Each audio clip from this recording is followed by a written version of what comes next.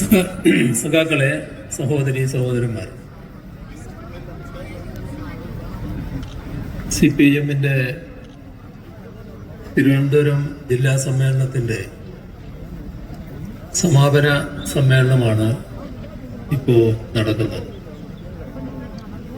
നമുക്കെല്ലാവർക്കും അറിയാവുന്നതുപോലെ കൃത്യമായി 3 വർഷ കാലയളവിൽ ജനാധിപത്യപരമായി ബ്രാഞ്ച് മുതൽ കേന്ദ്ര കമ്മിറ്റിയുടെ വരെയുള്ള സമ്മേളനങ്ങൾ പാർട്ടി കോൺഗ്രസ് വരെ നടക്കുകയും അതിൽ ജനാധിപത്യപരമായി കമ്മിറ്റികളെ തിരഞ്ഞെടുക്കുകയും മേൽ സമ്മേളനങ്ങളിലേക്കുള്ള പ്രതിനിധികളെ തിരഞ്ഞെടുക്കുകയും ചെയ്യുന്ന പാർട്ടിയാണ് CPI. നമ്മുടെ രാജ്യത്ത് അപൂർവം പാർട്ടികൾക്ക് മാത്രമേ ഇത്തരമൊരു സ്വഭാവമുള്ളൂ എന്നത് നമുക്കേവർക്കും അറിയാവുന്നതാണ്. ചില പാർട്ടികൾക്ക് ഇത്തരം കാര്യങ്ങളെക്കുറിച്ച് ആലോചിക്കാനേ പറ്റില്ല. അങ്ങനെ കൂടിച്ചേർന്നാൽ അവിടെ എന്തൊക്കെയാണ് സംഭവിക്കുക എന്നുള്ളതിനെ കുറിച്ച് ഉള്ള ആശങ്ക ജനാധിപത്യപരമായ പ്രവർത്തനങ്ങൾ വർഷങ്ങളായി നടക്കാതിരിക്കുന്ന പാർട്ടികളെയും നമുക്ക് കാണാൻ സാധിക്കും. പക്ഷേ കൃത്യമായി ജനാധിപത്യ രീതിയിൽ പ്രവർത്തിക്കുന്ന സമ്മേളനങ്ങൾ നടത്തുന്ന കമ്മിറ്റികളെ തിരഞ്ഞെടുക്കുന്ന മേലെ സമ്മേളനങ്ങളിലേക്കുള്ള പ്രതിനിധികളെ തിരഞ്ഞെടുക്കുന്ന പാർട്ടിയെ ജനാധിപത്യ പാർട്ടി എന്ന് വിശേഷിപ്പിക്കാൻ ചിലർക്കെല്ലാം വല്ലാത്ത വിഷമം. എന്നാൽ ജനാധിപത്യപരമായി കാര്യങ്ങൾ നടക്കാത്തവയെ ജനാധിപത്യ പാർട്ടി എന്ന് വിശേഷിപ്പിക്കുന്നു നമ്മൾ കാണാറുണ്ട്. അതെല്ലാം ഒരു പ്രത്യേക സ്വഭാവവിശേഷത്തിന്റെ ഭാഗമായാണ് എന്നത് നമുക്ക് കാണാൻ കഴിയും. എങ്ങനെയും കമ്മ്യൂണിസത്തെ എതിർക്കണം, കമ്മ്യൂണിസ്റ്റുകാരെ എതിർക്കണം, കമ്മ്യൂണിസ്റ്റ് പാർട്ടിയെ ഇല്ലാതാക്കണം.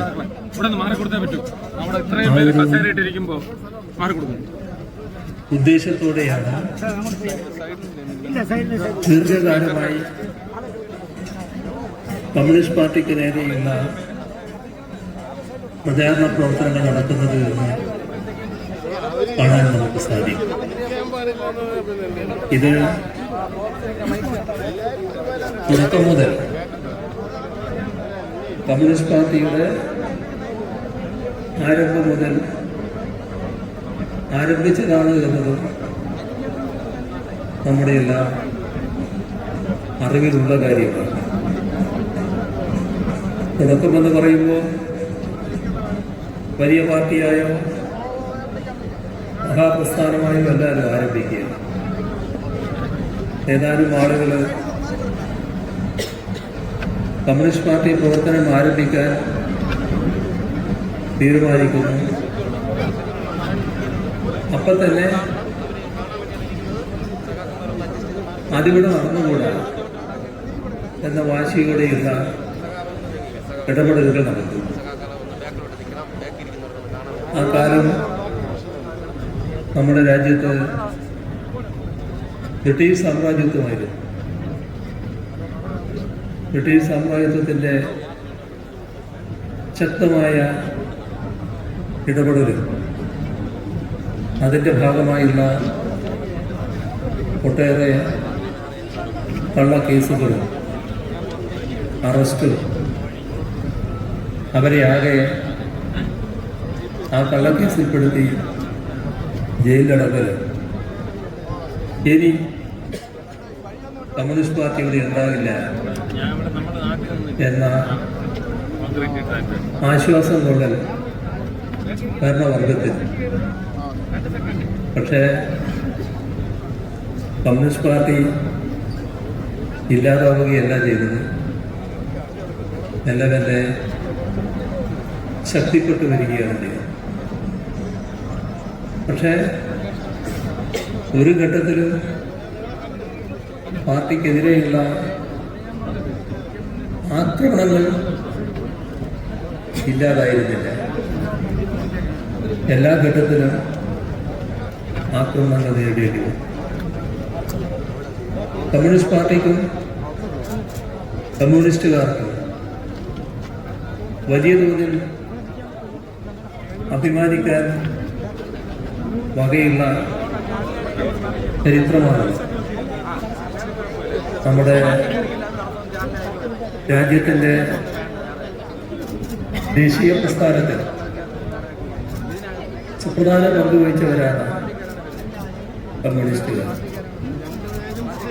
മാത്രമല്ല ദേശീയ പ്രസ്ഥാനത്തിന് ശരിയായ ദിശാബോധം പകരുന്നതിന് അന്നത്തെ കമ്മ്യൂണിസ്റ്റുകാർ വലിയ പങ്ക് വഹിച്ചു. അതിൻ്റെ ഭാഗമായാണ് സമ്പൂർണ്ണ സ്വാതന്ത്ര്യം അന്നൊരു മുദ്രാവാക്യമായി അംഗീകരിക്കാതിരുന്ന കോൺഗ്രസിൻ്റെ സമ്മേളനത്തിൽ നമ്മുടെ രാജ്യത്തിന് സമ്പൂർണ്ണ സ്വാതന്ത്ര്യം വേണം എന്ന മുദ്രാവാക്യമാണ് ഉയർത്തേണ്ടത് എന്ന കമ്മ്യൂണിസ്റ്റ് നേതാവാണ് ആ സമ്മേളനത്തിൽ ആദ്യമായി ഉന്നയിക്കുന്നത്. അന്നത്തെ കമ്മ്യൂണിസ്റ്റുകാരെല്ലാം ദേശീയ പ്രസ്ഥാനത്തിൻ്റെ ഭാഗമായി പ്രവർത്തിക്കുന്നവരായിരുന്നു. കോൺഗ്രസിൻ്റെ ഭാഗമായി പ്രവർത്തിച്ചവരായിരുന്നു. ഇവിടെ സ്വാതന്ത്ര്യ സമരത്തിൽ സജീവമായ പങ്കുവഹിക്കുകയും അതിൻ്റെ ഭാഗമായുള്ള പീഡനങ്ങൾ ഏറ്റുവാങ്ങുകയും കേസും മർദ്ദനവും ജയിൽവാസവും എല്ലാം അനുഭവിക്കേണ്ടി വരികയും ചെയ്തവരാണ് കമ്മ്യൂണിസ്റ്റുകാർ. എന്നാൽ 1947 ഇന്ത്യ സ്വാതന്ത്ര്യം നേടിയ ദിവസം ആ സ്വാതന്ത്ര്യ പുലരി കമ്മ്യൂണിസ്റ്റ് നേതാക്കൾക്ക്, പ്രമുഖരായ ചില നേതാക്കൾക്ക് ആ സ്വാതന്ത്ര്യ പുലരി സ്വതന്ത്രമായി കാണാൻ കഴിഞ്ഞിരുന്നില്ല. സഖാവ് AKG ആ ദിവസം ജയിലിനകത്തായിരുന്നു. അതും നമ്മുടെ രാജ്യത്തിൻ്റെ ഒരു ദുരനുഭവമാണ്. തുടർന്നും കമ്മ്യൂണിസ്റ്റ് പാർട്ടിയുടെ പ്രവർത്തനം വലിയ തോതിലാണ് നമ്മുടെ രാജ്യത്ത് തുറന്നുകൊണ്ടിരുന്നത്. അതിൻ്റെ ഭാഗമായുള്ള രാജ്യമാകെ ശ്രദ്ധിച്ച ഐതിഹാസികമായ ഇടപെടലുകൾ, പ്രക്ഷോഭങ്ങൾ, സമരങ്ങൾ എല്ലാം രാജ്യത്തിൻ്റെ ചരിത്രത്തിൻ്റെ ഭാഗമാണ്. കമ്മ്യൂണിസ്റ്റുകാരെ അടിച്ചമർത്താൻ വേണ്ടി നടന്ന ഒരുപാട് നീക്കങ്ങൾ നമ്മുടെ കേരളത്തിലും കുറവായിരുന്നില്ല. വിവിധ ഘട്ടങ്ങളിൽ വലിയ തോതിലുള്ള ആക്രമണ പരമ്പരയാണ് കമ്മ്യൂണിസ്റ്റുകാർക്ക് നേരെ കമ്മ്യൂണിസ്റ്റ് പാർട്ടിയുടെ പ്രവർത്തനം വ്യാപിക്കരുത് എന്ന ഉദ്ദേശത്തോടു കൂടി നടത്തി. പക്ഷേ എല്ലാം വിപരീത ഫലം ചെയ്തു എന്നതാണ് നമ്മുടെ അനുഭവം. പാർട്ടി തകരുകയല്ല ചെയ്തത്. ഒരുപാട് ദുരനുഭവങ്ങൾ കേരളത്തിലുണ്ട്. നമ്മുടെ ജനങ്ങളെ ഭയപ്പെടുത്തുന്നതിന് വേണ്ടി കമ്മ്യൂണിസ്റ്റ് പാർട്ടിയുടെ ഭാഗമായി മാറാതിരിക്കാൻ ജനങ്ങൾക്ക് നേരെ വ്യാപകമായ ആക്രമണമാണ് അഴിച്ചുവിട്ടിരുന്നത്. പക്ഷേ ആ ജനങ്ങൾ അതിൻ്റെ ഭാഗമായി ഭയന്ന് കമ്മ്യൂണിസ്റ്റ് പാർട്ടിയിൽ നിന്ന് അകന്നു പോവുകയല്ല ചെയ്തത്. അവർ ശരിയായി രാഷ്ട്രീയം ഉൾക്കൊണ്ടു. എന്തിനാണ് കമ്മ്യൂണിസ്റ്റുകാരെ പോലീസ് വേട്ടയാടുന്നത്? തങ്ങൾക്ക് വേണ്ടി നാട്ടിലെ പാവപ്പെട്ടവർക്കും സാധാരണക്കാർക്കും അവശത അനുഭവിക്കുന്നവർക്കും തൊഴിലെടുക്കുന്നവർക്കും മണ്ണിലധ്വാനിക്കുന്നവർക്കും എല്ലാം താങ്ങും തണലുമായി കമ്മ്യൂണിസ്റ്റ് പാർട്ടി നിൽക്കും. അതുകൊണ്ടാണ് കമ്മ്യൂണിസ്റ്റുകാർക്ക് നേരെ ഈ രീതിയിലുള്ള ആക്രമണം അഴിച്ചുവിടുന്നത് എന്ന് കൃത്യമായി ജനങ്ങൾ ഉൾക്കൊണ്ടു. ആ ഉൾക്കൊള്ളൽ പാർട്ടിയിൽ നിന്ന് അകന്നു പോകലല്ല, പാർട്ടിയോട് കൂടുതൽ ശക്തമായുള്ള ഉൾച്ചേരലുകളാണ് പിന്നീട് ഉണ്ടായത്. അതിൻ്റെ ഭാഗമായി പാർട്ടി കൂടുതൽ ശക്തിപ്പെട്ടു.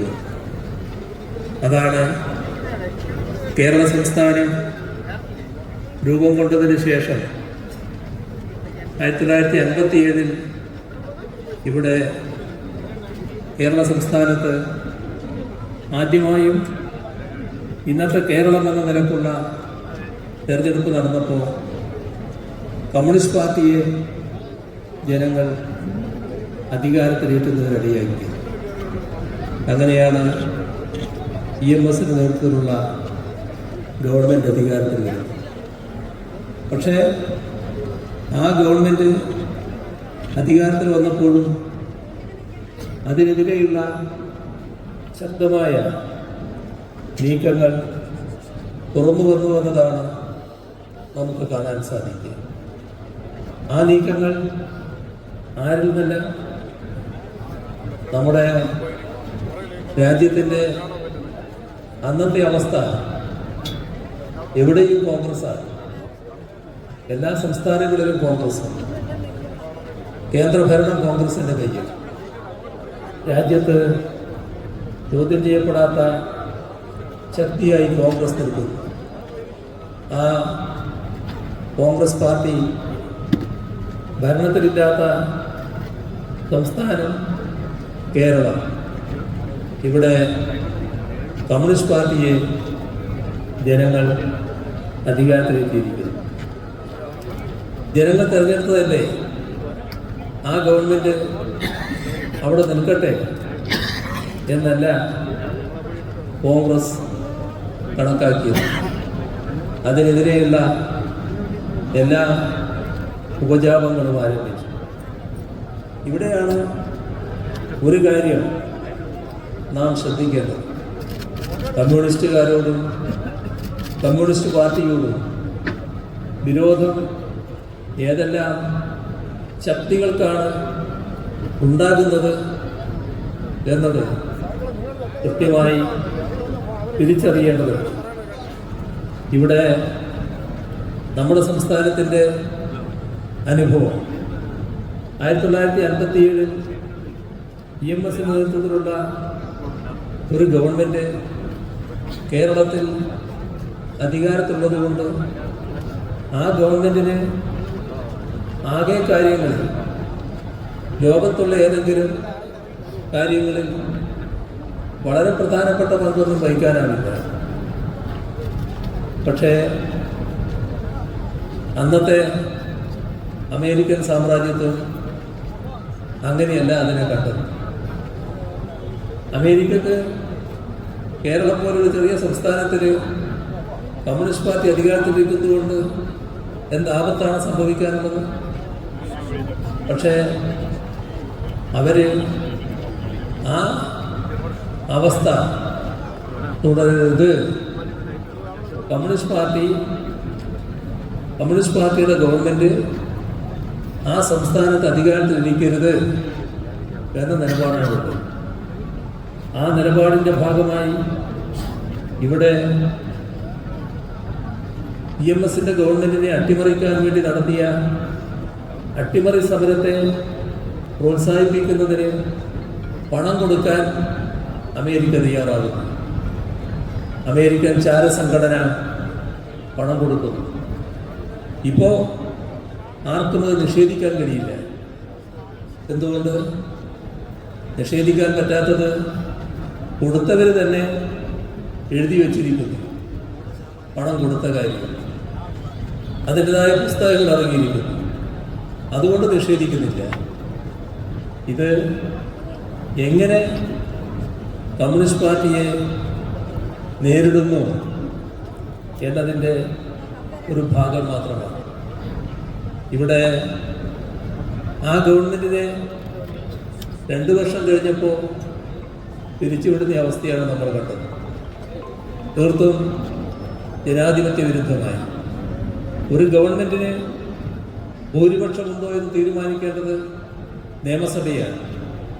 നിയമസഭയിലുള്ള ഭൂരിപക്ഷത്തിന് ഒരു ഊനവും തട്ടുന്നില്ല. എന്നിട്ടും ആ സർക്കാരിനെ പിരിച്ചുവിടുന്ന നില കേന്ദ്ര ഗവൺമെൻറ് സ്വീകരിച്ചു. പണ്ഡിറ്റ് ജവഹർലാൽ നെഹ്റുവിൻ്റെ നേതൃത്വത്തിലുള്ള ഗവൺമെൻറ്റാണ് തീർത്തും ജനാധിപത്യ വിരുദ്ധമായ ഈ നടപടി സ്വീകരിച്ചത്.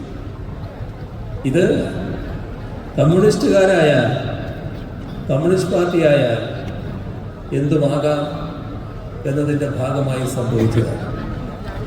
എന്നാൽ പാർട്ടി അതുകൊണ്ട് ക്ഷീണിച്ചു പോവുകയല്ല ഉണ്ടായത്. പാർട്ടി പിന്നീട് തെരഞ്ഞെടുപ്പ് നടക്കുമ്പോൾ നമ്മുടെ സംസ്ഥാനത്ത് 1957 നേടിയതിനേക്കാളും കൂടുതൽ വോട്ടിംഗ് ശതമാനവും വർദ്ധിപ്പിച്ചുകൊണ്ട് ഉള്ള അവസ്ഥ കാണാൻ നമുക്ക് സാധിക്കും. കൂടുതൽ ജനങ്ങൾ പാർട്ടിയോടൊപ്പം അണിചേരുന്ന അവസ്ഥയാണ് ഉണ്ടായത്. പക്ഷേ അപ്പോഴേക്കും കമ്മ്യൂണിസ്റ്റുകാർക്കെതിരെയുള്ള വലിയൊരു കേന്ദ്രീകരണം ഉണ്ടാക്കാൻ അന്നത്തെ കമ്മ്യൂണിസ്റ്റ് വിരുദ്ധ ശക്തികൾക്ക് സാധിച്ചു. ഒരു കമ്മ്യൂണിസ്റ്റ് വിരുദ്ധ മുന്നണി തന്നെ രൂപം കൊള്ളുന്ന അവസ്ഥയുണ്ട്. അതൊക്കെ ചരിത്രത്തിൻ്റെ ഭാഗമാണ്. ഞാൻ ആ കാര്യങ്ങളിലേക്ക് കൂടുതലായി കടന്നുകൂടുന്നില്ല. എങ്ങനെ കമ്മ്യൂണിസ്റ്റ് പാർട്ടിയുടെ നേരെ, കമ്മ്യൂണിസ്റ്റ് പാർട്ടിയുടെ ഗവൺമെൻറ് നേരെ നടപടികൾ സ്വീകരിക്കുന്നു എന്നുള്ളതാണ് ഇവിടെയെല്ലാം കാണാൻ നമുക്ക് സാധിക്കുന്നത്. ഒരു ഘട്ടത്തിലും കമ്മ്യൂണിസ്റ്റ് വിരുദ്ധ ശക്തികൾ അടങ്ങിയിരിക്കുന്നില്ല എന്നത് നാം കാണും.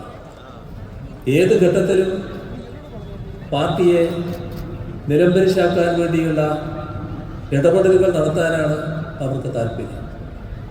ഇപ്പോൾ നമ്മുടെ രാജ്യത്തിൻ്റെ പൊതുവായ സാഹചര്യം പരിശോധിച്ചാൽ വളരെ വിചിത്രമായ ഒരനുഭവമാണ് കാണാൻ നമുക്ക് കഴിയുക. രാജ്യത്തിൻ്റെ സ്വാതന്ത്ര്യം നേടുന്നതിന് വേണ്ടി എല്ലാവരും പങ്കുവഹിച്ചിട്ടുണ്ട്. ആപാലവൃദ്ധം ജനങ്ങൾ ദേശീയ പ്രസ്ഥാനത്തിൻ്റെ ഭാഗമായി അണിനിരന്നിട്ടുണ്ട്. എന്നാൽ അതിലണിചേരാത്ത ജനരുണ്ടായിരുന്നു. ആ ഘട്ടത്തിൽ തന്നെ ഞങ്ങൾ ഇതിനനുകൂലമല്ല എന്ന നിലപാടെടുത്തവർ അത് അന്നത്തെ RSS നേതൃത്വത്തിലുള്ള സംഘപരിവാറായിരുന്നു. അവർക്ക് ദേശീയ പ്രസ്ഥാനത്തോട് പുച്ഛമായിരുന്നു. ബ്രിട്ടീഷ് സാമ്രാജ്യത്തിനെതിരെ സമരം നടത്തുന്നത് വെറുതെ ആരോഗ്യം കളയലാണ്. തങ്ങളുടെ ശേഷി ഈ തരത്തിൽ ദുർവ്യയം ചെയ്യരുത്, വേണ്ടാത്ത കാര്യത്തിന് തങ്ങളുടെ അധ്വാനം ചെലവഴിക്കരുത് എന്ന് രാജ്യത്തെ യുവജനങ്ങളെ പരസ്യമായി ഉപദേശിച്ച പ്രമുഖനായ നേതാവ് RSSന്റെ തലതൊട്ടപ്പനായിരുന്നു. അത് മറ്റാരുമല്ല, ഗോൾവാൾക്കറായിരുന്നു.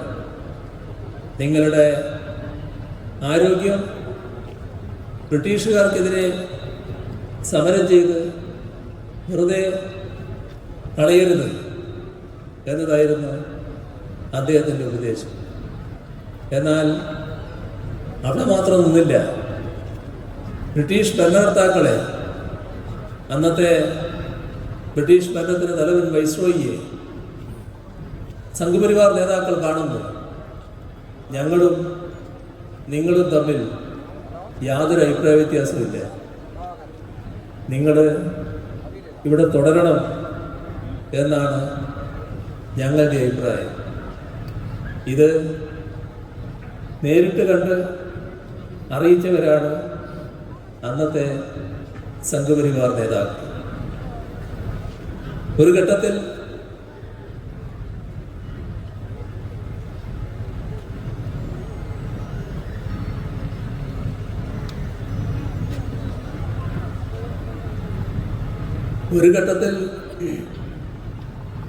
അന്നത്തെ ഏറ്റവും ക്രൂരമായ ഒരു ജയിലാണ് അന്തമാൻ ജയിൽ.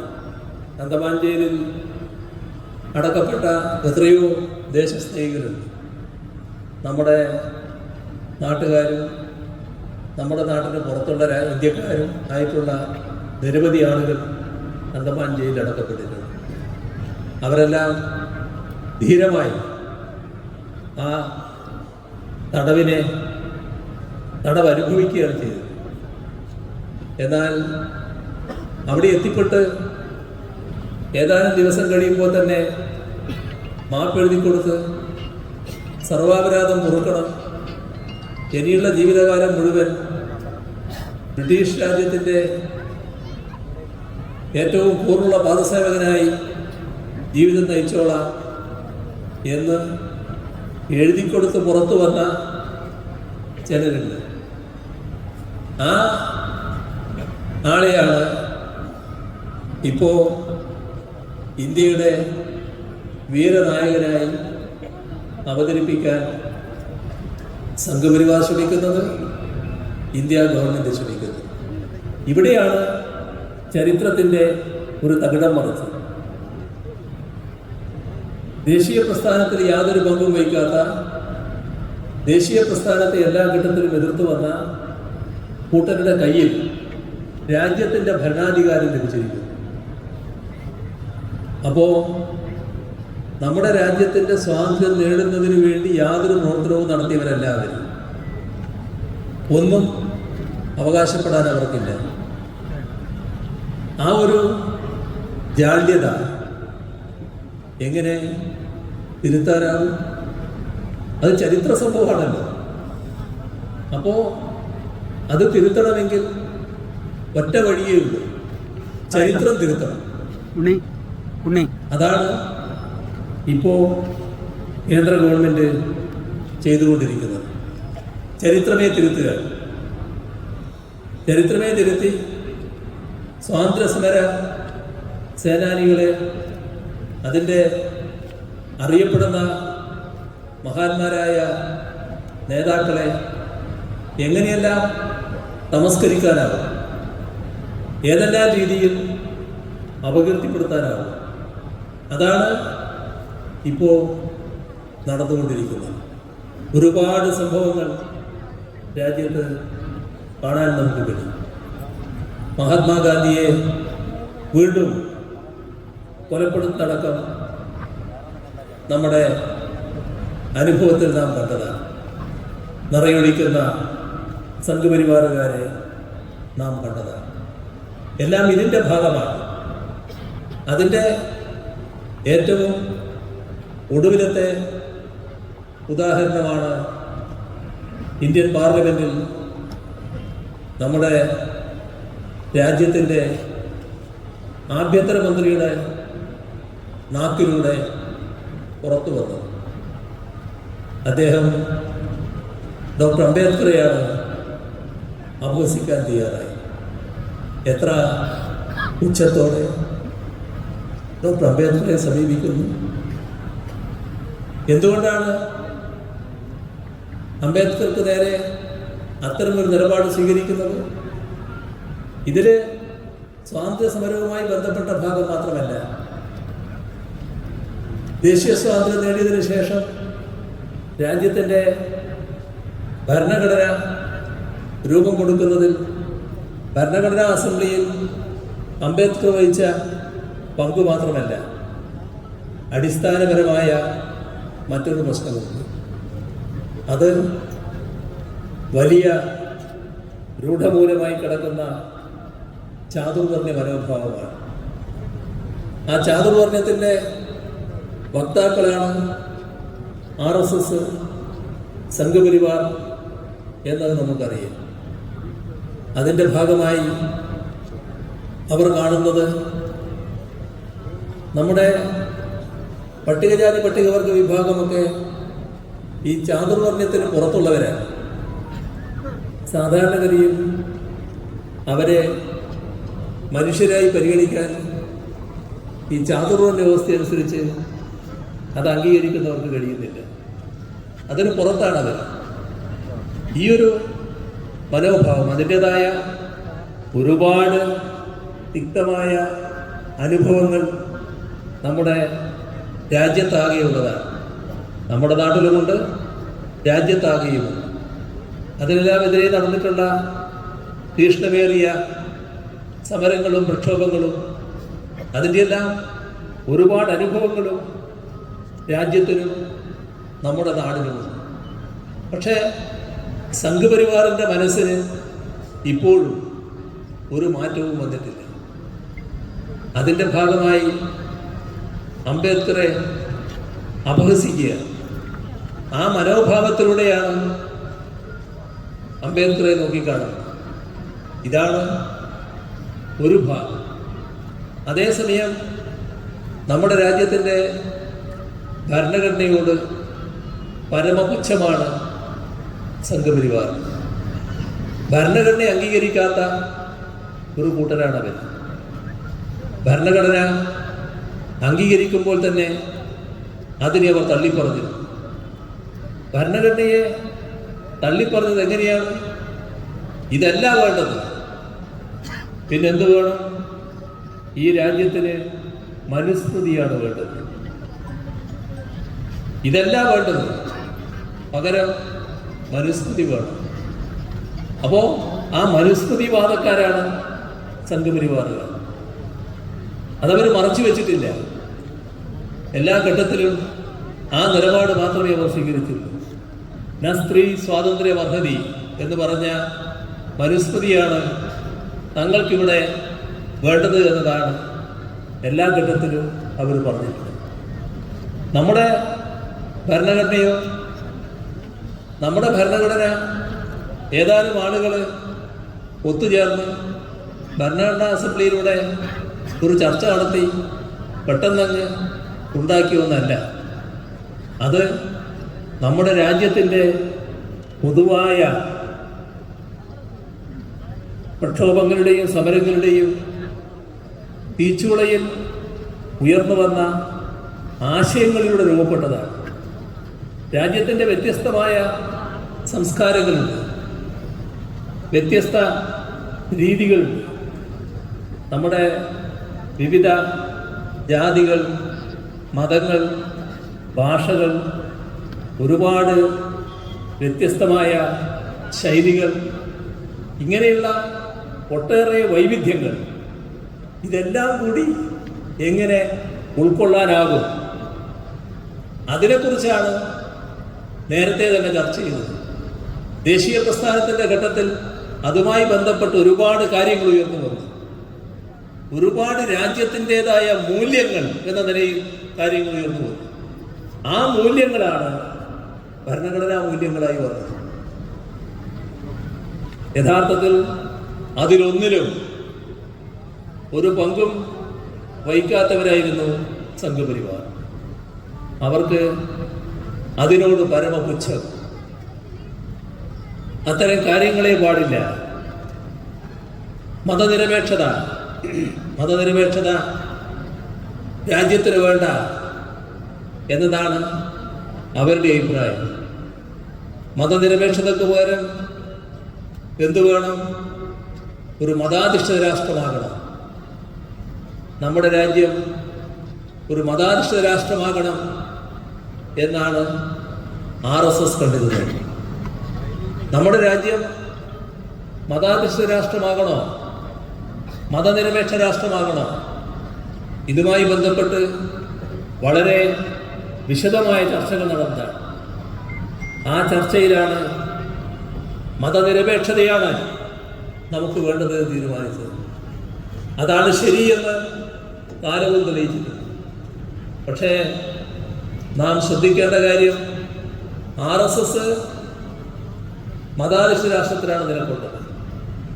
ആ കാലത്ത് ജമാഅത്തെ ഇസ്ലാമിയും ഇതേ മതാധിഷ്ഠിത രാഷ്ട്രത്തെയാണ് അനുകൂലിച്ചത്, മതനിരപേക്ഷ രാഷ്ട്രത്തെയല്ല.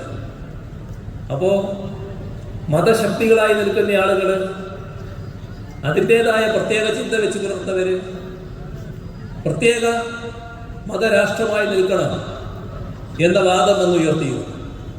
അതിനെയെല്ലാം നിരാകരിച്ചുകൊണ്ടാണ് മതനിരപേക്ഷത നാം അംഗീകരിച്ചത്. ആ മതനിരപേക്ഷതയെ എല്ലാ ഘട്ടത്തിലും എതിർത്തു പോകുന്ന അവസ്ഥയാണ് സംഘപരിവാറിന്റെ ഭാഗത്തുനിന്നുണ്ടായിരുന്നത്. എല്ലാ ഘട്ടത്തിലും നമ്മുടെ രാജ്യത്തിൻ്റെ ജനാധിപത്യ രീതി, ആ ജനാധിപത്യ രീതിയോടും അത്ര വലിയ ബഹുമാനമല്ല സംഘപരിവാറിനുള്ളത്. നിർഭാഗ്യവശാൽ അവരുടെ കയ്യിലാണ് രാജ്യത്തിൻ്റെ ഭരണാധികാരം എത്തിച്ചേർന്നത്. ഇപ്പോൾ എവിടെ എത്തി രാജ്യത്തിൻ്റെ അവസ്ഥ? നമ്മുടെ രാജ്യം, ഇന്നത്തെ ഇന്ത്യ രാജ്യത്തിൻ്റെ അവസ്ഥ പരിശോധിച്ചാൽ വളരെ പരിതാപകരമായ അവസ്ഥയിലാണ് നാം നീങ്ങിക്കൊണ്ടിരിക്കുന്നത് കാണാൻ കഴിയും. നമ്മുടെ കണക്കുകൾ പറയുമ്പോൾ വലിയ തോതിൽ നമ്മൾ മുന്നോട്ട് പോയിരിക്കുന്നു എന്നൊരു കണക്ക് അവതരിപ്പിക്കും. ആ അവതരിപ്പിക്കുന്ന കണക്കിൽ ഒരു 4% സമ്പന്ന വിഭാഗമുണ്ട്. ആ സമ്പന്ന വിഭാഗത്തിന്റെ വരുമാനം മാറ്റിവെച്ചാൽ പിന്നെ ഉണ്ടാകാൻ പോകുന്നത് വളരെ പരിതാപകരമായ അവസ്ഥയാണ്. ആ പരിതാപകരമായ അവസ്ഥയിൽ നമ്മുടെ തൊട്ടടുത്ത് കിടക്കുന്ന ഒരു രാഷ്ട്രവുമില്ല. ലോകത്തിലെ തന്നെ ഏറ്റവും പിന്നണിയിൽ കിടക്കുന്ന രാഷ്ട്രത്തെക്കാളും പുറകിലാണ് നമ്മൾ എന്ന് വരും. ഇതങ്ങ് മാറ്റിയാൽ അത് മറച്ചു വെക്കുന്നത് ഈ സമ്പന്ന വിഭാഗത്തിന്റെ വരുമാനം കൂടി ചേർത്തുകൊണ്ടാണ്. നമ്മുടെ തൊട്ട അയൽപക്ക രാഷ്ട്രങ്ങൾ ഒറ്റയൊന്നും നമ്മുടെ പുറകിലില്ല. എല്ലാം നമ്മുടെ എത്രയോ മേലെയാണ്. എന്തൊരു പരിതാപകരമായ അവസ്ഥയാണെന്ന് നോക്കണം. ഇതൊരു ഭാഗം. ദാരിദ്ര്യം അനുഭവിക്കുന്നവരുടെ എണ്ണം ഏറ്റവും കൂടുതലുള്ള ഒരു രാജ്യം ഇന്ത്യ.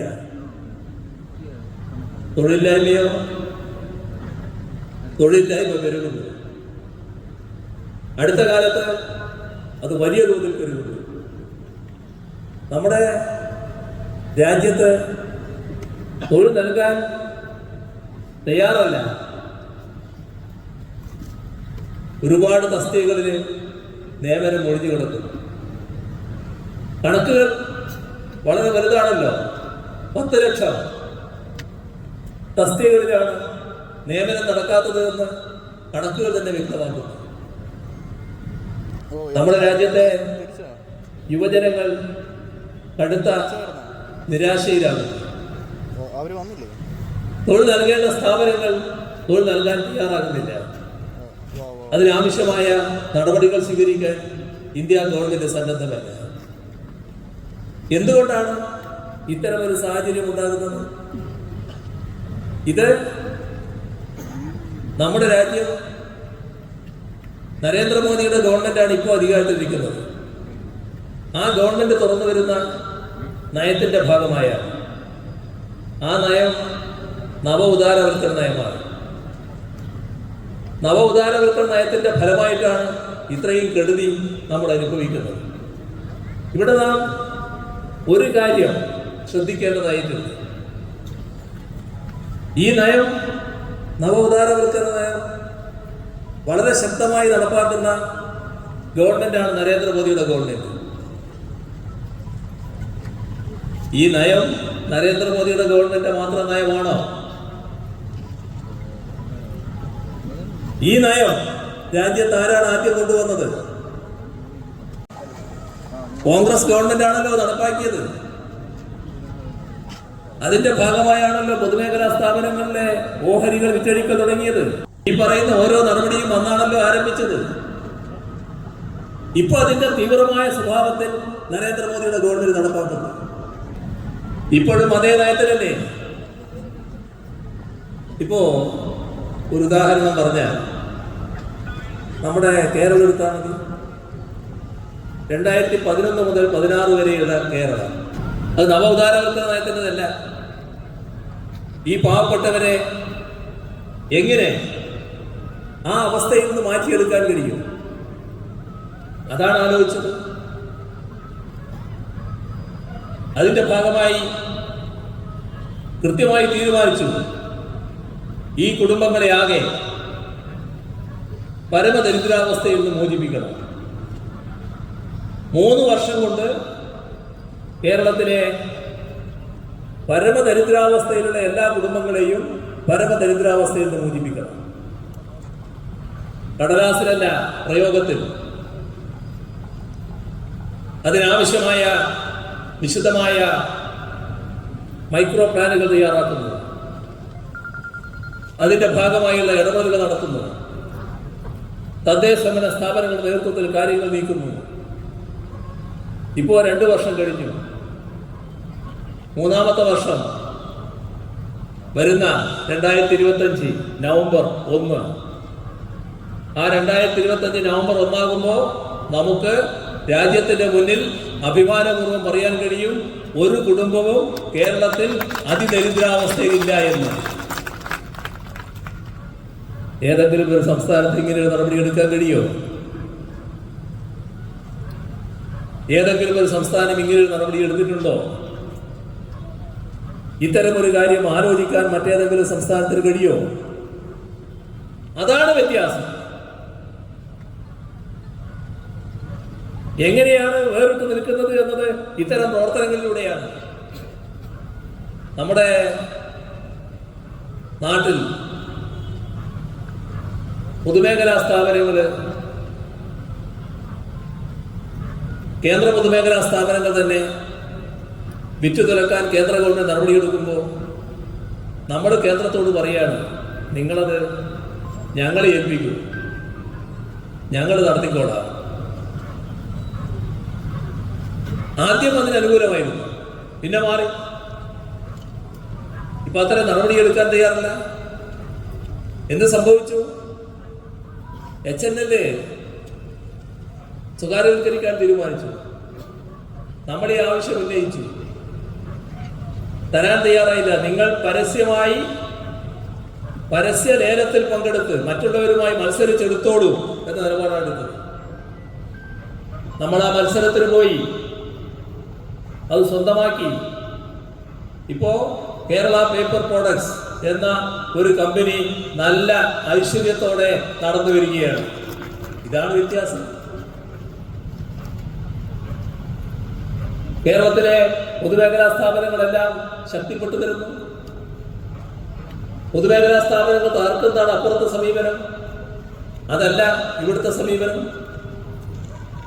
പൊതുമേഖലാ സ്ഥാപനങ്ങൾ തകർക്കലല്ല, പൊതുമേഖലാ സ്ഥാപനങ്ങൾ ശക്തിപ്പെടുത്തലാണ്. ഈ നില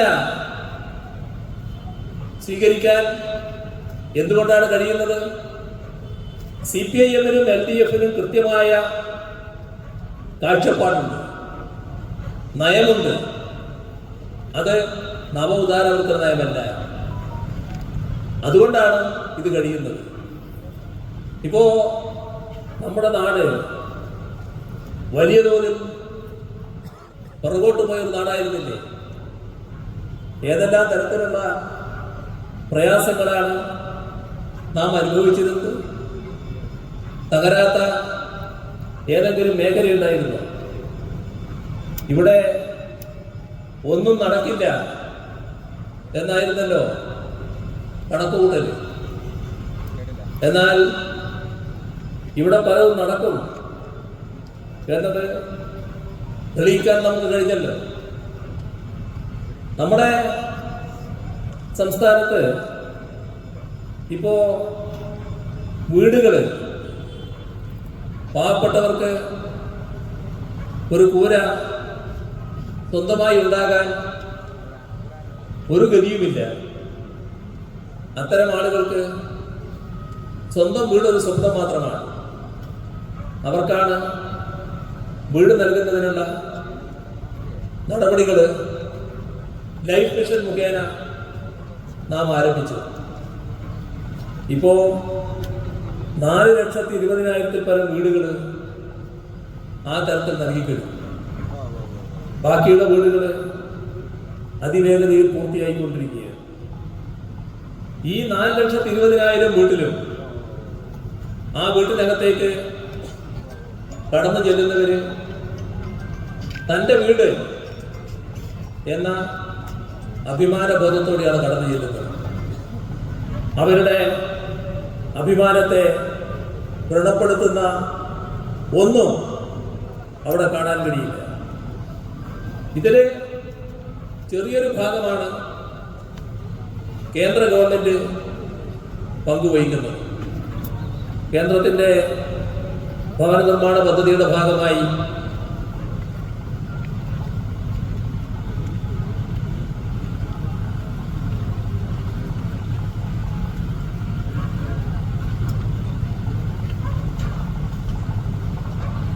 ചെറിയ തോതിലുള്ള സംഖ്യ അവർ നൽകുന്നു. അതിന് കേന്ദ്ര ഗവൺമെന്റ് നൽകുന്ന തുക കഴിച്ചാൽ 2.5 ലക്ഷം രൂപ ഒരു പദ്ധതിയിൽ സംസ്ഥാന ഗവൺമെന്റ് കൂട്ടണം, എന്നാലേ 4 ലക്ഷം. 3 ലക്ഷത്തിൽ പരം രൂപ മറ്റൊരു പദ്ധതിയിൽ സംസ്ഥാന ഗവൺമെന്റ് ഇട്ടാലേ 4 ലക്ഷം.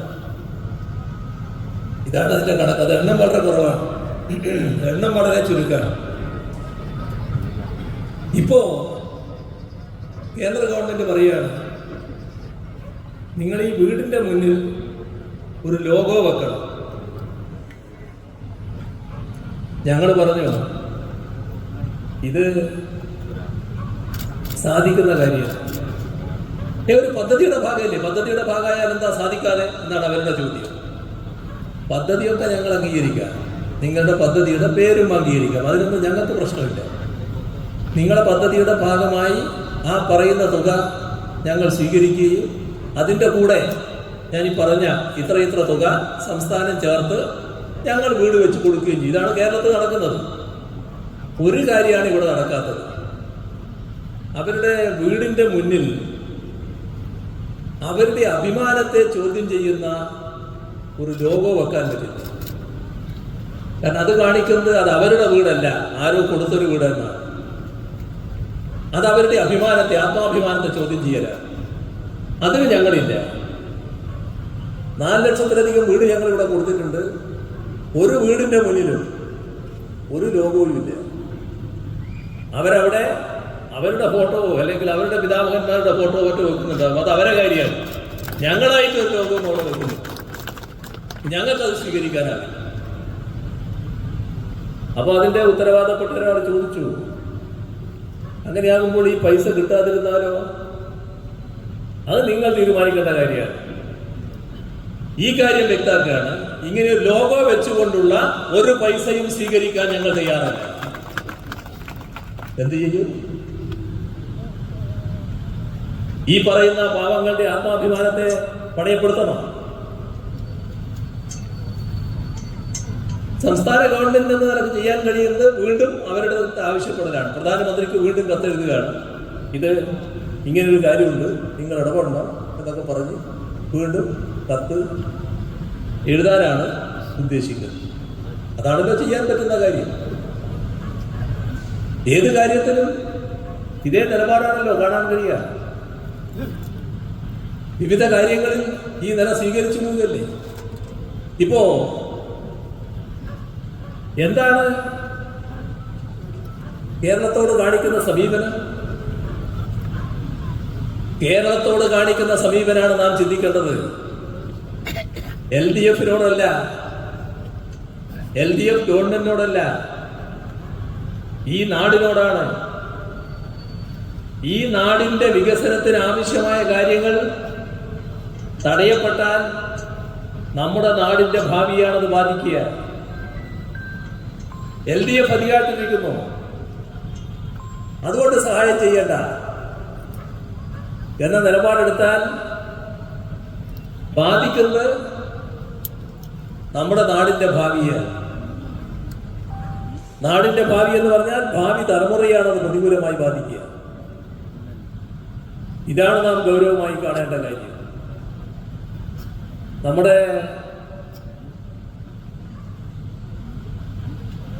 ഒരുപാട് ദുരനുഭവങ്ങളുണ്ട്. എല്ലാ കാര്യങ്ങളും ഇപ്പൊ ഞാൻ വിശദമായിട്ട് പറയല്ല. വയനാട്, മേപ്പാടിയിൽ മുണ്ടക്കൈ ചൂരൽമല ദുരന്തം രാജ്യം കണ്ട വലിയ ദുരന്തങ്ങളിൽ ഒന്നായിട്ടത് മാറി. എല്ലാവരും നമ്മളോട് സഹതപിച്ചു. രാജ്യത്തിന്റെ എല്ലാ ഭാഗങ്ങളിൽ നിന്നും സഹതാപം ഒഴുകിയെത്തി. രാജ്യത്തിന് പുറത്തുള്ളവരും വലിയ തോതിൽ നമ്മളോട് സഹകരിക്കാൻ തയ്യാറായി. എല്ലാവരും ഐക്യദാർഢ്യം പ്രകടിപ്പിച്ചു. പ്രധാനമന്ത്രി പറന്നെത്തി, ആ സ്ഥലം സന്ദർശിച്ചു.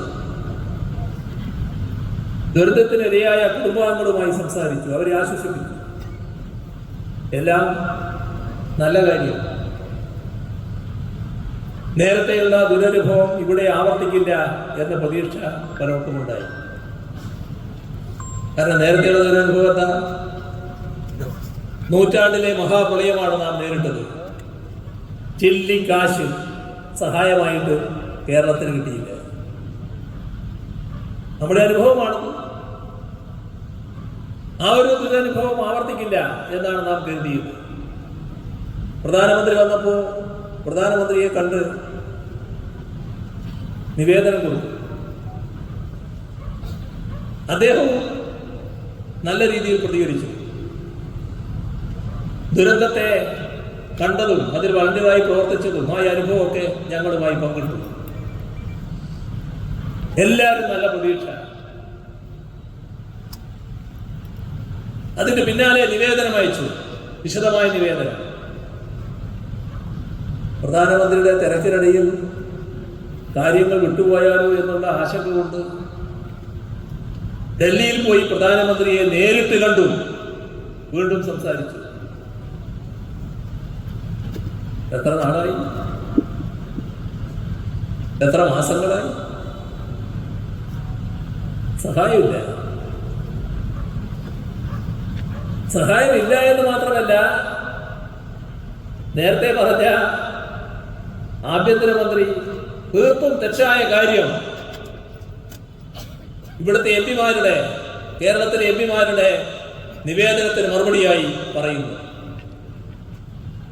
നമ്മളെന്തോ കണക്ക് കൊടുക്കാത്തതുകൊണ്ടാണ്. തീർത്തും വസ്തുതാവിരുദ്ധമായ കാര്യമാണ്. ഇതെല്ലാം നേരത്തെ നമ്മൾ ചെയ്തതാണ്. ഈ പറയുന്ന PDNA വിശദമായി തയ്യാറാക്കി മറ്റു സംസ്ഥാനങ്ങളടക്കം മാതൃകയായിട്ടത് കാണുകയാണ്. അതും കൊടുത്തതാണ്.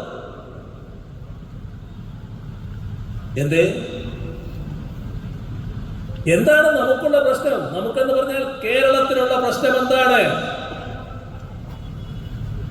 ദുരന്തം പലയിടങ്ങളിലുണ്ടായല്ലോ, പല സംസ്ഥാനങ്ങളിലുണ്ടായല്ലോ. ഹിമാചൽ പ്രദേശിലുണ്ടായി, ത്രിപുരയിലുണ്ടായി, ഗുജറാത്തിലുണ്ടായി, തെലങ്കാനയിലുണ്ടായി, ആന്ധ്രയിലുണ്ടായി, ഒരുപാട് സ്ഥലങ്ങളിലുണ്ടായി. കേരളം ഒഴികെ എല്ലായിടവും പണം കൊടുത്തില്ലേ? എന്താണ് കേരളത്തിന്റെ കുറവ്? പറയണം.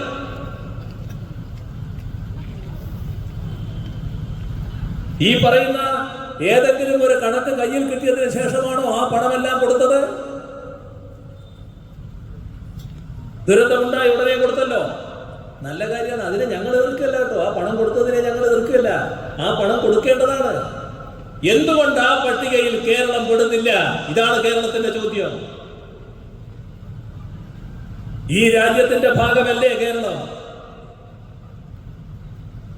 ഈ രാജ്യത്തിന്റെ ഭാഗമായി നിൽക്കുന്നതിനുള്ള എന്തെങ്കിലും കുറവ് ഈ കേരളത്തിനുണ്ടോ? ഉണ്ടെങ്കിൽ പറയണം.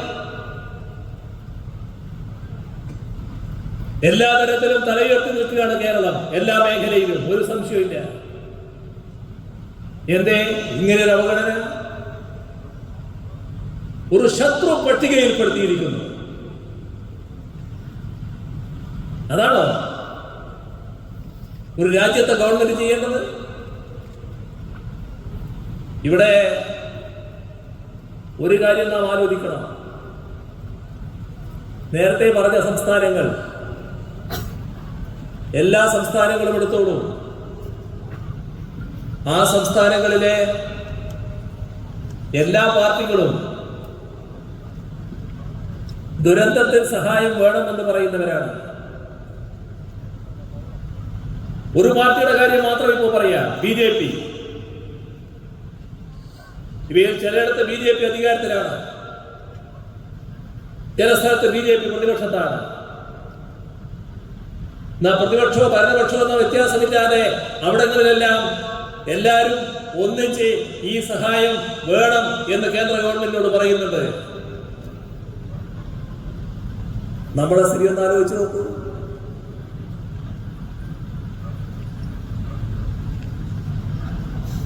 ആലോചിച്ചാൽ മതി. കേന്ദ്ര ഗവൺമെന്റ് എന്തുകൊണ്ടാണ് ശത്രുതാപരമായ നിലപാടെടുക്കുന്നത്? ഇവിടെ BJPക്ക് ജനങ്ങൾ വലിയ പിന്തുണ നൽകുന്നില്ല. ജനങ്ങൾ പിന്തുണ നൽകാത്തത് കൊണ്ട് BJPക്ക് ശത്രുത വന്നിരിക്കുന്നു. ആരോട്? ജനങ്ങളോട്, കേരളത്തോട്.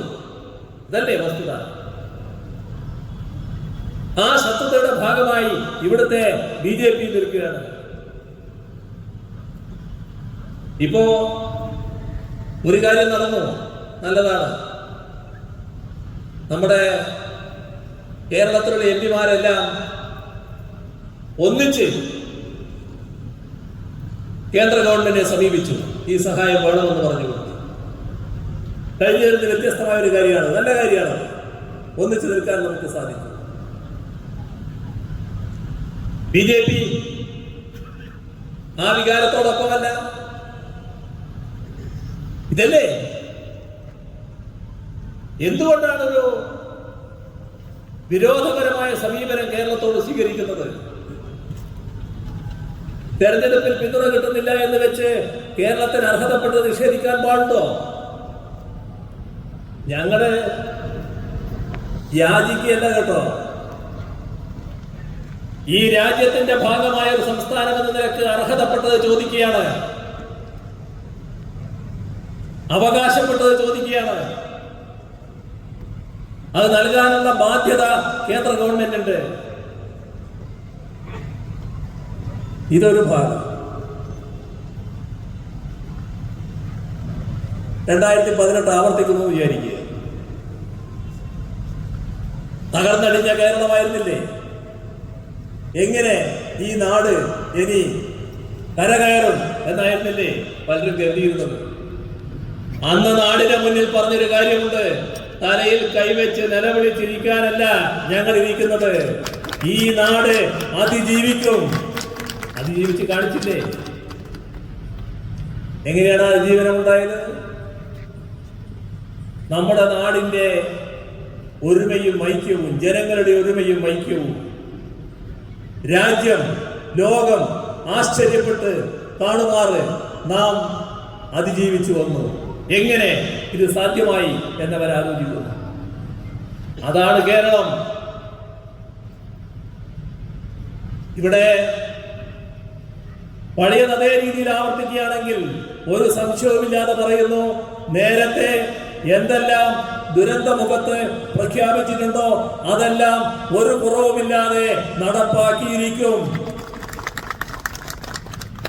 അതിലൊന്ന് അവരെ പ്രധാനമായും പുനരധിവസിപ്പിക്കലാണ്.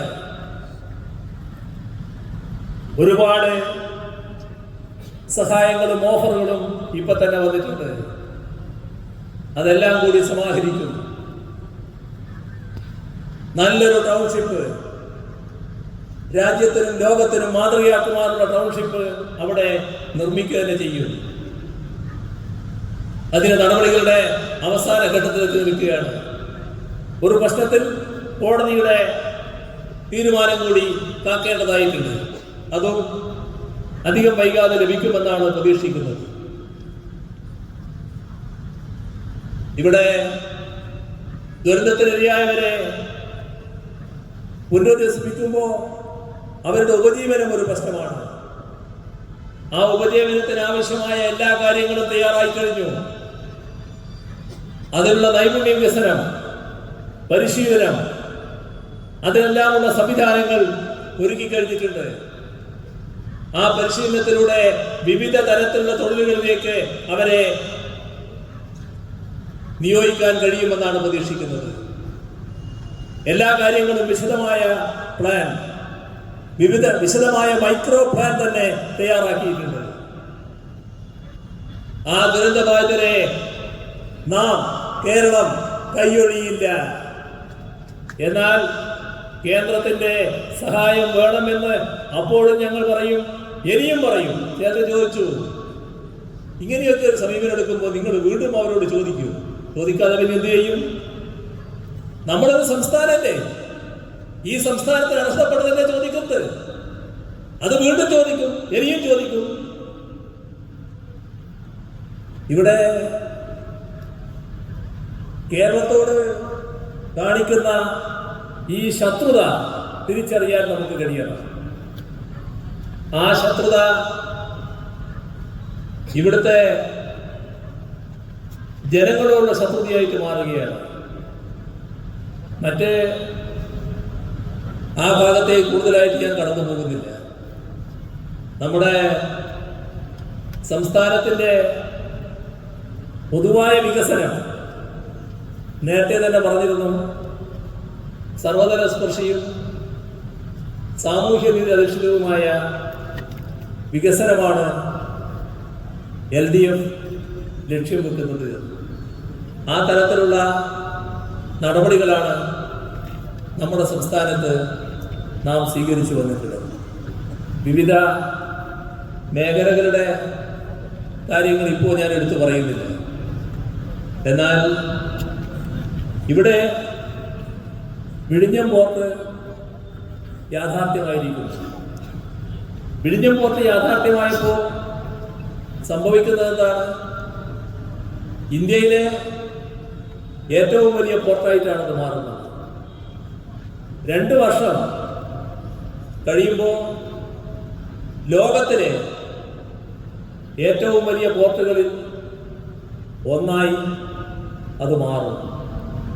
ആ തരത്തിലുള്ള 2ാം ഘട്ട പ്രവർത്തനങ്ങളിലേക്ക് കൂടി കടക്കുകയാണ്. ഈ പോർട്ടിനോടനുബന്ധമായി വലിയ തോതിലുള്ള വികസനമാണ് നമ്മുടെ സംസ്ഥാനത്ത് വരാൻ പോകുന്നത്. അതിൻ്റെ ഭാഗമായി ഒട്ടേറെ പദ്ധതികൾക്കാണ് രൂപം നൽകിയിട്ടുള്ളത്. നാടിൻ്റെ മുഖച്ഛായ മാറുന്നതിനാണ് അതിടയാക്കിയത്. വിവിധ പദ്ധതികൾ കേരളത്തിലേക്ക് ആകർഷിക്കാൻ നമുക്ക് സാധിക്കും. അതിൻ്റെ ഭാഗമായി രൂപം കൊടുക്കുന്ന റോഡ്, റെയില്, മറ്റു തരത്തിലുള്ള സൗകര്യങ്ങൾ അത് വാഹനങ്ങൾ കടന്നു പോകാനുള്ളത് മാത്രമല്ല, അതിൻ്റെ തുടർച്ചയായി ഒരുപാട് പദ്ധതികൾ നമ്മുടെ ഈ പ്രദേശത്ത്, പ്രത്യേകിച്ച് തിരുവനന്തപുരം ജില്ലയിൽ ഉണ്ടാകാൻ പോവുകയാണ്. ഇത് നാം കൃത്യമായി തിരിച്ചറിയേണ്ടതായിട്ടുണ്ട്. നമ്മുടെ നാടിൻ്റെ വികസനം ഈ രീതിയിൽ മുന്നോട്ട് പോകുമ്പോൾ LDFനെ എങ്ങനെ തകർക്കാനാകുമെന്ന ആലോചനയുടെ ഭാഗമായി സാധാരണ ജനങ്ങളെ ബാധിക്കുന്ന പ്രശ്നമൊന്നും പറഞ്ഞുകൊണ്ട് LDFനെ നേരിടാൻ കഴിയില്ല. അതുകൊണ്ട് പ്രത്യേക രീതി സ്വീകരിക്കാനാകുമോ എന്ന് ചിലരിപ്പോൾ വല്ലാതെ പരിശ്രമിച്ചുകൊണ്ടിരിക്കുന്നത്. അതിൻ്റെ ചില ലാഞ്ചനകൾ പലയിടങ്ങളിലായി കാണുന്നു. ഇവിടെ നമ്മുടെ സംസ്ഥാനത്ത് വർഗീയവാദികളുടെ, തീവ്രവാദികളുടെ പിന്തുണ വാങ്ങിയാലും വോട്ടല്ലേ അത് പോരട്ടെ എന്നൊരു ചിന്ത ചിലർക്ക് ശക്തിപ്പെട്ടു വരുന്നു. ഇവിടെയാണ് ഒരു കാര്യം നാം ഓർക്കേണ്ടത്. നേരത്തെ തലശ്ശേരിയിൽ ഒരു ഉപതെരഞ്ഞെടുപ്പ് നടന്നു. ആ ഉപതെരഞ്ഞെടുപ്പിൽ EMS ജീവിച്ചിരിക്കുന്ന കാലമാണ് ഒരു പ്രശ്നം ഉയർന്നു വന്നു. RSSന്റെ വോട്ട്. ഒരു പൊതുയോഗത്തിൽ EMS പരസ്യമായെന്ന് പറയാം, RSSന്റെ വോട്ട് ഞങ്ങൾക്ക് വേണ്ട എന്ന് പരസ്യമായി പറയും.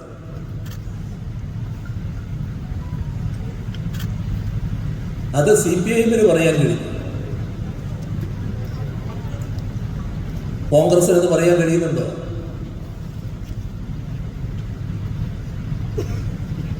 കോൺഗ്രസ് ചിന്തിക്കണം. ഇവിടെ SDPI എന്താണ് SDPI എന്ന് കേരളത്തിൽ പ്രത്യേകം വിശദീകരിക്കേണ്ട കാര്യമുണ്ടോ? ജമാഅത്തെ ഇസ്ലാമി എന്താണെന്ന് പ്രത്യേകം വിശദീകരിക്കേണ്ടതായിട്ടുണ്ടോ? സാധാരണ മുസ്ലിം ജനവിഭാഗം തന്നെ ഇവരെയൊന്നും അംഗീകരിക്കുന്നില്ല. മുസ്ലിമിലെ ഏറ്റവും പ്രബല വിഭാഗമാണല്ലോ സുന്നി വിഭാഗം. അതല്ലെങ്കിൽ മതനിരപേക്ഷമായി ചിന്തിക്കുന്ന എല്ലാ മുസ്ലിം വിഭാഗവും, എല്ലാവരും ഈ വിഭാഗത്തെ എല്ലാം തള്ളിക്കളയുന്നവരാണ്, ഈ വിഭാഗത്തെ തള്ളുന്നവരാണ്. ഇവരെ പരസ്യമായി പ്രഖ്യാപിക്കുകയാണ്, ഞങ്ങള് കോൺഗ്രസിന് പിന്തുണ. ആ പിന്തുണ വാങ്ങിയവരിൽ ഏതെല്ലാം സ്ഥാനാർത്ഥികളുണ്ട് എന്നൊന്ന് ആലോചിച്ച് നോക്കി. ഇപ്പൊ അധിക ദിവസമൊന്നും ആയില്ല. എന്തേ നിങ്ങളുടെ വോട്ട് വേണ്ട എന്ന് പറയാനുള്ള ആർജവം കാണിക്കാതിരുന്നത്? ആ തെരഞ്ഞെടുപ്പ് പ്രചാര വേലയുടെ ഘട്ടത്തിൽ ഞാൻ ചോദിച്ചിരുന്നു, എന്തുകൊണ്ട് നിങ്ങളിത് പറയുന്നില്ല എന്ന്. ഇപ്പോ നിങ്ങൾ വലിയ വിവാദം ഉണ്ടാക്കാൻ നോക്കുന്നുണ്ടല്ലോ. എന്തേ നിങ്ങൾക്കത് പറയാൻ കഴിയാതിരുന്നത്?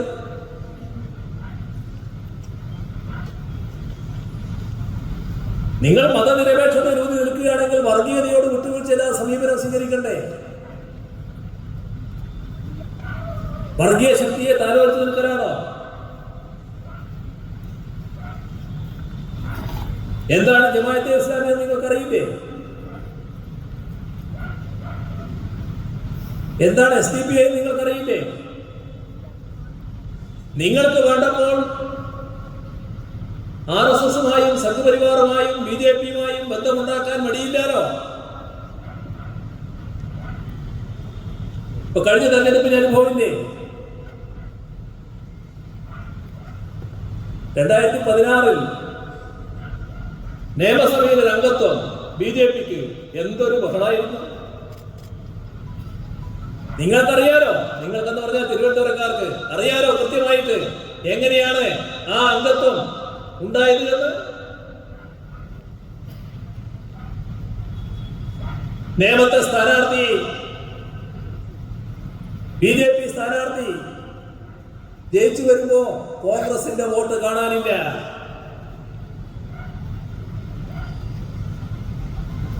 എന്തിനായിരുന്നു അത്? അപ്പുറത്ത് ഒരു കോൺഗ്രസ് നേതാവിന് ജയിച്ചു വരാൻ.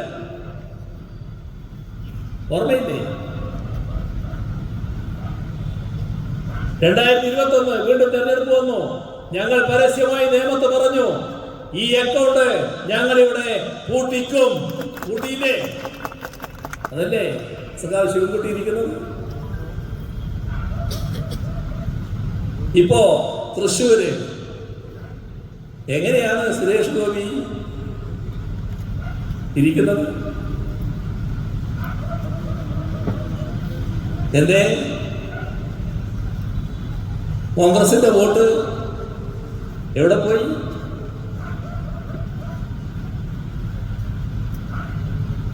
ചെറിയ വോട്ടാണോ ഇല്ലാതായത്?